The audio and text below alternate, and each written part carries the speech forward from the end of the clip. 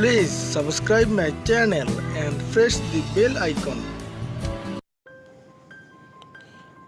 একটু লক্ষ্য করুন, এখানে কলামে রডের লেফিং রাখা হয়েছে 1 ইঞ্চি, তাও আবার শুধু ওয়েল্ডিং করে।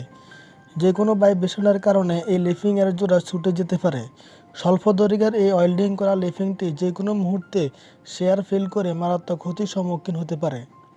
কলামের রডগুলো 16 মিলিমিটার ডায়া হিসেবে কম্প্রেশন জোনের জন্য লেফিং রডের পরিমাণ আসে 2 ফিট 2 ইঞ্চি, কিন্তু এখানে লেফিং রাখা হয়েছে 1 ইঞ্চি। লেফিং সম্পর্কে বিস্তারিত জানার জন্য এবং টেনশন জোন এবং কম্প্রেশন জোনে ডায়া অনুযায়ী কতটুকু লেফিং দিবেন তা জানার জন্য ডেসক্রিপশনে লিঙ্ক দেওয়া আছে, প্রয়োজনে দেখে নিতে পারেন। এখানে একটু লক্ষ্য করুন, স্যানিটারি কাজ করার জন্য মিস্ত্রি বিমের ভিতর দিয়ে পাইপ সংযোগ দিয়েছে। পাইপ সংযোগ দেওয়ার জন্য বিমের এই অংশে সম্পূর্ণ কংক্রিট রডের থেকে আলাদা